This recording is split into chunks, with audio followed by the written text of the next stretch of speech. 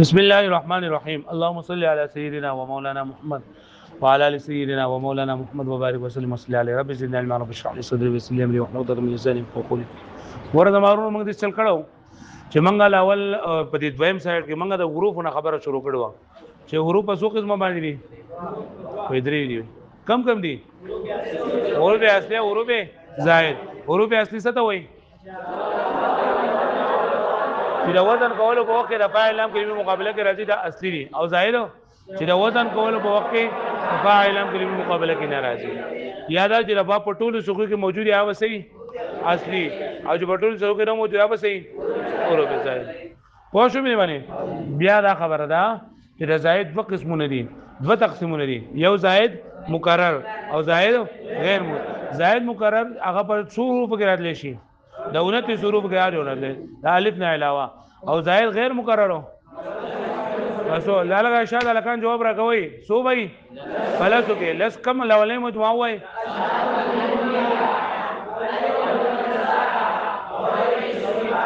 پک ده ماشاءالله د زائد بین تقسیم بای کې د زائد کم اقسام دي سودی درې نمبر 1 زائد برای اشتقاق نقل باب الحاق وس مخکې سبق سونه کی کنه دا شاته وتاو سرور وزانیږي دغه ما تاسو بلاوله کې دا وي چې بلاوله کې بعض خبرې دي چې تاسو لکه هغه ټکی لانی دی ویلي نو چې ورستو تاسو کې هغه د کیږي نو شاته برته اسانيږي ان شاء الله او بار به موږ دا وایو دا نه چې اول ورځ چې کوم سبق ده په اخر ورځ باندې هم دغه سبق تاسو تیار دي ان شاء الله نو زائد برای اشتقاق څه ته وایي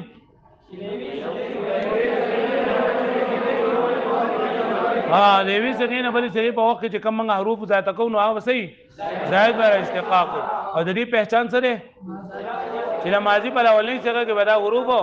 نه ماضی په اولنی څنګه کې بدا حروف نه او لکه اوس ګوره موږ وې ضربتن نو بلې کې زائد بر اشتقاق کم حروف دي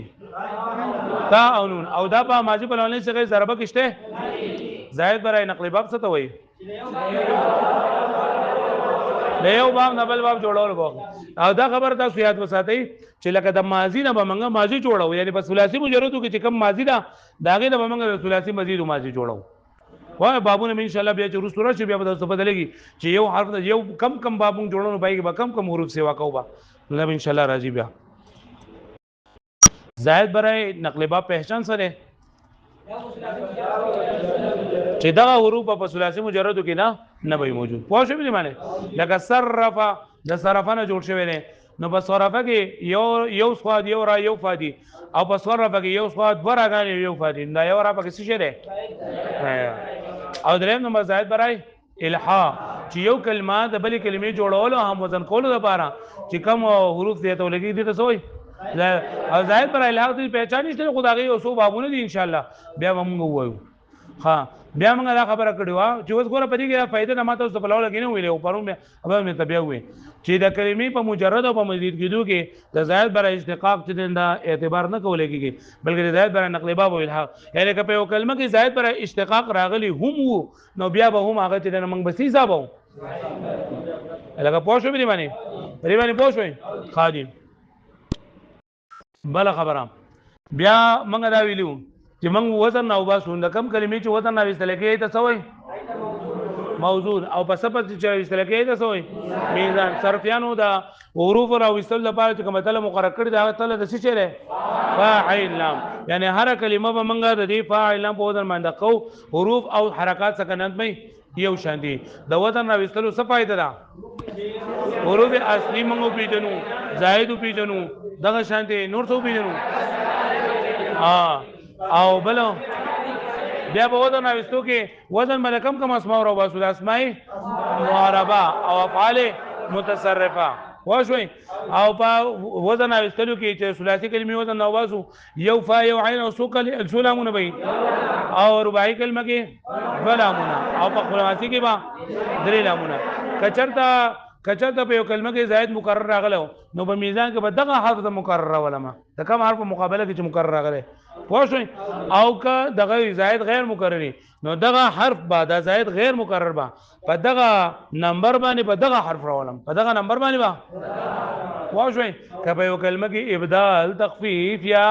اعلال شوی وي نو وزن به زه د اصل نه وباسم که د موجوده شکل او که چېرته حذف پکې شوی نو بیا او که قلب مکالي پکې شوی نو بیا ټیک شو. بیا موږ دا خبره شروع کړله چې په کلمه کې کلمه په درې قسمه باندې چې صرفیان حضرات دي ته څه وایي سه اقسام څه ته وایي سه اقسام سه څه ته وایي درې ته چې کم قسمونه دي چې مالا چا راکړله چې لکه دا کلمه په سه اقسام کې څه نن زه به په څه کې ګورم او څنګه به یې ګورم د څه په ذریعې سره د علاماتو په ذریعې سره. بیا دویم نمبر دی شش اقسام څو قسمونه دي ټول شپږ کم دي ثلاثي مجرد فيه رباعي مجرد فيه خماسي مجرد فيه صرف مثالونه ما ثلاثي مجرد لپاره مثال ثلاثي مجرد لپاره رجل بر وزن فاعل یا ضرب بر وزن فاعل د ثلاثي مجرد فيه لپاره مثال صرف ما رجال بر وزن فعال او یا زم افعل اضرب بر وزن افعل او د رباعي مجرد څه ته ما مثال جعفر او بل مثال لفعل دا حرج او دا رباعي مزيد فيه د اسم مثال عصفور او موږ بل مثال لیکلو عصفور معنی لیکل په بورډ باندې قر طاسون قر طاسون لیکل او په فعل کې دي مثالو یا تدحرج بیا موږ ویډیو د خماسي مجرد مثال فرض د قنج احمرشون او د خماسي مجرد فی مثال خندریشون په دې باندې پوه شئ تاسو دا زوړ سبق موږ درې یو سایډ ویلو اوس نن موږ په سبق کې وایو چې د حمزه دوه قسمونه دي حمزه وصله حمزه قطعي دا کوم ملکانو چې تجوید کړل کې دې شدو ته دغه یادي یا نیوی دي کتابونه من کې بیانو حمزه وصلی کله چې په کلمه کې حمزه زائد راغلی حمزه خو پیژنې کنه حمزه چې یا خو شکل د حمزي وي او یا الف خلفاء به سره راغلی وي حرکت راغلی وي نو دا حمزه زائده نه پیژنم چې د فاعل لام کلمې په مقابله کې کوز د فاعل لام کلمې مقابله کې راغلو نو دا حمزه خبره موږ نه کوو لکه زي مالک سالا بر وزن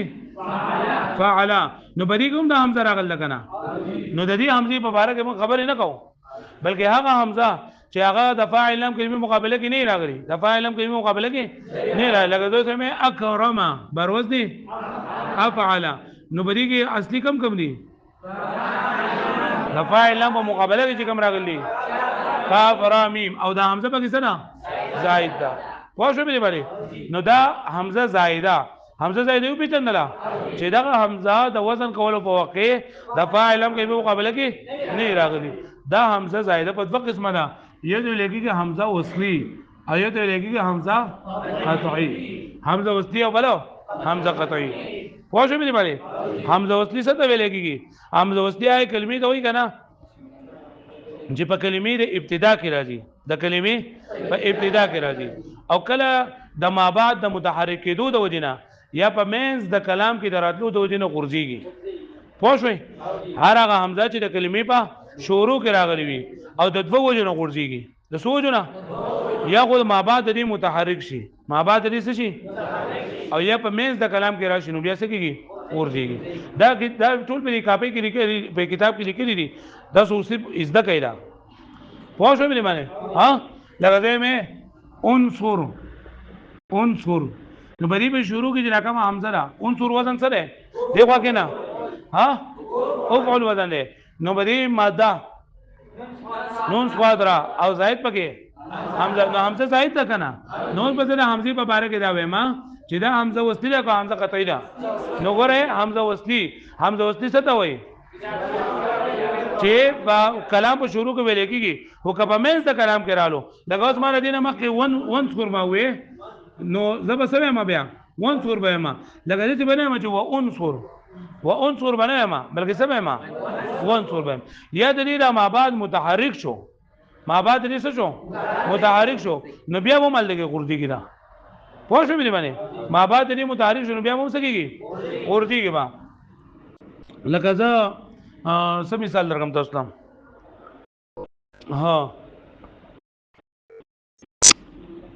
لکه بسم الله الرحمن الرحیم وې بسم الله دا نه په بسم الله کې نه راځي په بسم الله کې ونه راځي په بسم الله کې بسم الله له ها واعلموا کې واعلموا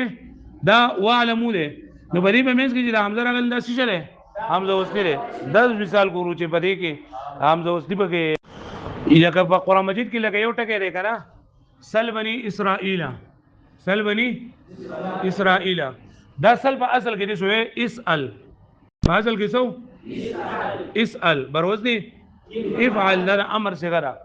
کنه اوس به ان شاء الله دا تاسو د محمود قاعده وایي کنه د محمود قاعده کې لکه دا چې کله حمزه متحرک وي ما قبل لدی حرف سی ساکن وي د حمزه حرکت په ما قبل ته نقل کو حمزه به حذف کو وای دا قانون د قاعده به ان شاء الله زکوي هدي حمزه حرکت ما قبل ته نقل کړو شوې او حمزه دل کړو شو نو څه دي جوړ شو اسل څه دي جوړ شو اسل نو دا حمزه ما لول وړو دلګي دي ما بعد متحرکو ما بعد سو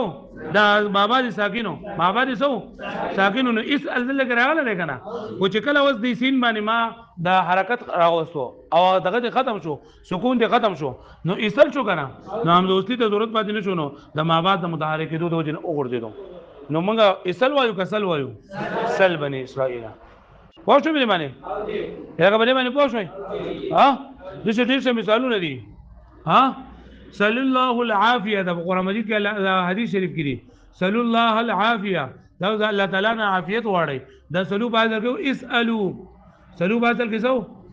اسالو ولې د حمزه حرکت ما قبل نقل کړی شوی او حمزه د کله شوی دا نو څه ته جوړ شو اسالو ما بعد متحرک کېدو د وجه نه وګرځیدو سلو ته جوړ شو الګه پوه شوي نو حمزه وصلی څه ته وای چې په کلام په ابتدا کې راځي او د دوه وجو نه غرديږي په منځ د کلام کې دراتلو د وجو نه غرديږي یا د ما بعد متحرک کېدو د وجو نه غرديږي پوه شو دې معنی په دې معنی پوه شوي او حمزه قطعی دي ته وای کنه چې هغه په اول د کلام کې مراد لشي او په منځ کې مراد لشي خو په هیڅ یو حالت کې زنده غورځيږي نه کله منځ د کلام کې راشي هم لکه زوی مې اکرم پوه شوي نه دا اوس به دې په منځ کې دراوله مې زم فاکرم نو دا هغه حمزه په کې ویلېږي لکه د څه نه ما چې فکرم وایم چې په هیڅ حال کې غورځيږي نه نه د حمزه قطعی وای او چې کله غورځيږي نه ته څه ویلېږي پوه شو به معنی ها په دې خبره باندې پوه شئ اوس په پښتو کې په عربی کې دا فرق دی کنه چې په پښتو کې ابتدا به ساکن کیږي یعنی په شروع کې ساکن افراد لشي لکه موږ خلا ها خو په عربی کې دې نشي کېدای لکه په عربی کې ابتدا به ساکن نشي کېدای نو چې کله یو ټکی د سیره چې په دې کې لکه په شروع کې ساکن ټکی راغله نو هغه ساکن نه ویلېږي نو دې ساکن مخکې موږ حمزه وصلی راوړو صبر راوړو لکه تاسو ان شاء الله ورسې زده کوي لکه موږ د امر څخه جوړو د تجربونه د امر څخه جوړو سره د تجربونه د جوړول طریقه دا چې زبر د علامت مضارع لري کما اخر به ساکن کما نو چې علامت مضارع مې لري کو نو دا د صفات شو نه لګيږي ته څنګه وې ها نو موږ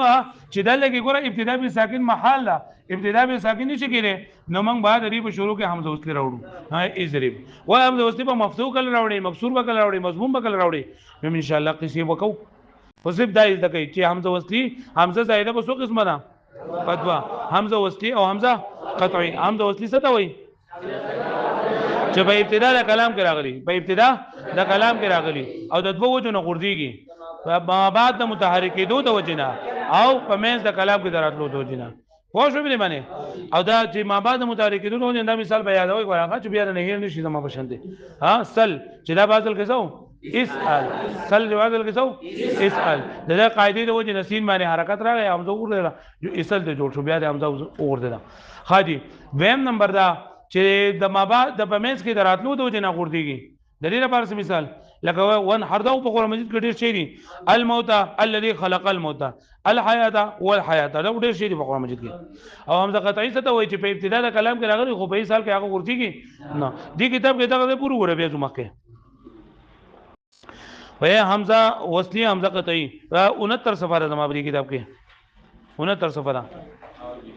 حمزه و زائده کی دو قسمیں ہیں دا حمزه زائده دوه قسمونه دي په خپل باندې وای کم دي حمزه وصلی او حمزه قطعی جو ہے حمزه وصلی وہ حمزہ ہے جو کلمہ کی ابتدا میں آئے چہارہ کلمے پر شروع کی راشی اور اپنے ماقبل سے ملنے کی وجہ سے پڑھنے میں نہ آئے چې هغه د خپل ماقبل سره د یو ځای کېدو د وجې نه په ویلو کې بیا نه راځي اوس هغه بله خبره پکې دننه لیکلې کومه خبره د مابعد دا سره ځان سره ولیکئ که نه چې دغه حمزه د مابعد د متحرک کېدو د وجې نه هم غورځېږي حمزه وصلی هغه حمزه ته ویل کېږي جو اپنے ماقبل کی وجہ سے پڑھنے میں نہ آئے اور دویم اور درمیانی کلام میں آنے کی وجہ سے بھی حذف ہوتا ہے اور درمیانی کلام میں آنے کی وجہ سے بھی حذف ہوتا ہے اور درمیانی کلام میں آنے کی وجہ سے نہ دا نہ منا دس ملی کہیں اور مابعد کے متحرک ہونے کی وجہ سے حذف ہوتا ہے کہو کوئی لکھا ہے اور مابعد کے متحرک ہونے کی وجہ سے اور مابعد کے متحرک ہونے کی وجہ سے حذف ہوتا ہے جیسے اس ال سے سل جیسے اس ال سے سل ہے کا پوچھ بھائی مابعد کے متحرک کے ہونے کی وجہ سے حذف ہوتا ہے جیسے اس ال سے سل حمزہ قطعی وہ حمزہ ہے جو کلمے کی ابتدا میں آئے اور اپنے ماقبل سے ملنے کے باوجود پڑھنے میں آئے جیسے فاکرم یعنی په سال کې نه غورځيږي نه مابعد متحرک کې دوه وجه نه غورځيږي او د چې نه دا په مې ذکر کوم دراتلو دوه نه غورځيږي فائدہ کی یہ خبر لیکل چې عربی زبان میں لفظ کی ابتدا ساکن حرف سے نہیں ہوتی وہ پا عربی جب عقید لفظ ابتدا پر ساکن حرف سے نہیں کی گئی اس لیے جب کسی کلمے کے پہلا حرف ساکن ہوتا ہے تو اس کی شروع میں حمزہ وسطی لے آتے ہیں اور جب وہ ساکن حرف متحرک ہو جاتا ہے وہ کله چې دغه ساکن حرف بیا متحرک شي کله چې دغه خبر لیکل اور جب وہ ساکن متحرک حرف متحرک ہو جاتا ہے تو حمزہ وسطی کو حذف کرتے ہیں جیسے اس ال سے سل پوه شو به معنی چې حمزہ وسطی کی صورت ہے یعنی دا اوس منګه حمزه وسطی او حمزه قطعی تعریف یې زکو کنه اوس د چې کنه چې لکه حمزه وسطی په دغه صورتونو کې راځي دین علاوه په نور کې نه راځي صحیح بدی کې لیکلي دي او صحیح بدی لازم صبر ته زوې ما چې حمزہ 4 صورتوں میں وصلی ہوتا ہے حمزہ په ضرور صورتونو کې وصلی نمبر 1 الف لام حرف تعریف کا حمزہ یعنی تاسو په ادای کې وایي چې په شروع کې به الف لام راغلی دی اسم په شروع کې نو بدای کې چې کومه حمزه ده نو دا حمزه وصلی ده پوه شئ لکه الحمدلله رب العالمین فالحمد کې الف لام چې کوم دی کنه نو کته په دې باندې وصل کې دی بسم الله الرحمن الرحیم الحمدلله به یا بسم الله هانو الله په دې کې الف لام چې نه دا پکې دا راځي اسی الله به او چې مې ذکر هم کړی بسم الله الرحمن الرحمن جو دا الف لام حمزه دیم د ثلاثی مجردو کې د امر حاضر معلوم حمزه نو ثلاثی مجرد کو تاسو پیژنئ امر حاضر معلوم وو پیژنئ ان شاء الله پای په شروع کې چې کوم حمزه راغلی نمبر 3 ثلاثی مزید فی با حمزه وصل ثلاثی مزید فی با حمزه وصل په ثلاثی مزید فی کې د دې ټوټل 12 بابونه دي نو و بابونه پرې کې با حمزه وصل دي چې بای په شروع کې حمزه وصل راغله اور رباعی مزید فی با حمزه وصل کې ابواب میں مصدر ماضی اور امر معلوم کا صيغه دا ان شاء الله به ذکر کوي او درج ذیل 10 اسماء کا حمزه د دې لسو اسمونه هم حمزه چرنده وصلی لکه اسم ابن ابنه ابنمن اثنان اثنتان امرؤ امراه ايمن استن دا ټکی چې دا په یادو باندې یاد ورغوړي دا حمزه وصلی صورتونه دي پوه شو به معنی بیا وخت وای دا حمزه قطعی دا حمزه قطعی صورتونه وای حمزه چی صورتو مې دل کې د چی لیکلي دي کنه خو منګ یو درې پکې نور نو ټوټل 9 صورتونه ان شاء الله وای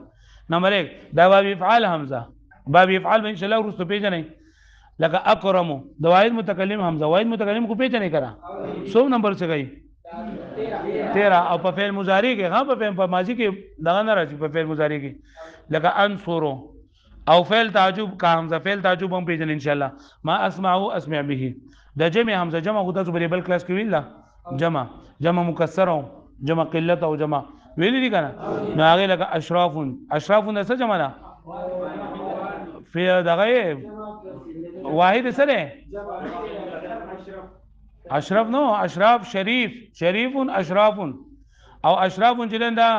د جمع کم قسم دی نه د سينو دا اول لا وای سالم مکسر کې وایا جمع مکسر بیا په قلت کثرت کې جمع قلت څو ځان دي کم دي افعل افعال افعله فعله اشراف بر وزن افعال نمبر 5 علم کا حمزه علم چې هغه د سړي د نوم حمزه لکه ابراهيم اسماعیل اسحاق دا ټول چې دي نه دا علم نوم ته وایي نمبر 6 د افعل څه مطلب اسم تفضیل او صفت مشبکه حمزه نو اسم تفضیل بیا ان شاء الله پیژنې خو کومه کلمه چې د افعل په وزن باندې راغلي نو هغه کوم حمزه وقطعي وی لکه ازرب احمر بل نمبر 6 ستو دا کې وصلی گئی د بنا حمزه د بنا حمزه بنا یعنی هغه حمزه چې هغه مبني وي لکه د ان د دې حمزه د بنا حمزه د بنا لکه ان او ان بشروع کې کوم حمزه راغله نمبر 8 د استفهام او حمزه استفهام یعنی هغه حمزه چې د استفهام لپاره دي استفهام تاسو په طرف ته ویل کنده ویل استفهام کله نه ویل چې دې په ذریعہ چا ته پوښ کولې کې لکه قرآن مجید کې ان الذين كفروا سواء عليهم انذرتم ام لم تنذروا ان کې دا کوم حمزه نه دا حمزه استفهامي ده د استفهام او حمزه او نمبر 9 دا ندا حمزه ندا چې دې په ذریعہ چا ته आवाज کولې کې لکه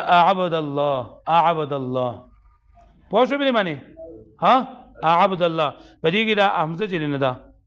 وګوره بیا خلاصې ته وګوره موږ ویلو چې حمزه په دوه قسمه نه یو حمزه اصلي او حمزه زائد حمزه اصلي چې د وزن کولو په وخت کې د فاعل لام کلمې مقابله کې راځي زموږ دغه نه باس نشته او حمزه کا زائد هغه ته ویلېږي چې د وزن کولو په وخت کې د فاعل لام کلمې مقابله کې نه راغلي وځ دا خلاصو ما ته سوا ټول اوروي دا حمزه زائده دوه قسمونه دي یو حمزه وصلي او یو حمزه وصلي څه ته وایي چې په ابتدا د کلام کې راشي په منځ کې دراتلو ته وجه نه ورتيږي ادم بعد متحرک کېدو ته وجه نه ورتيږي پوه شو به معنی او حمزه قطعي څه ته وایي چې د کلام په شروع کې راشي کلمې په شروع کې راشي او په هیڅ حال کې هغه ورتيږي نه پوه شو بیا په عربی کې ابتدا به ساکن نه کېږي نو چې کله کلمه په شروع کې ساکن اپ راغله ده نو په شروع کې به موږ سره اولو حمزه وصلي براولو بیا حمزه وصلي چې د داغي صورتونه دي چې بسلور صورتونه کې حمزه وصلي د الف لام حمزه د ثلاثي مجرد د فعل امر حاضر معلوم او د ثلاثي مضارع فی بام ذو سر رباعي مضارع فی کې بام ذو سر په دې کې امر او مصدر ماضی د چې د صيغه دي حمزه وصلي بیا لس نمونه لیکلي چې بری لکه اسم ابن ابنه ابنم اثنان اثنان امرؤ امراه ايمن استن او د دې علاوه چې کوم ځای کوم حمزه راځي ما قطعی لګناه صورتونه لګي دا افعال حمزه دا واحد متکلم سی حمزه د فعل تعجب حمزه د جمع حمزه د علم حمزه اسم تفضیل صفت مشبہ حمزه او د بنا حمزه او د استفهام حمزه د ندا حمزه ٹھیک شو لا دا بیا چی ها دا بل سایډ دا راولې کې مشق راولې دی تدریب وصرف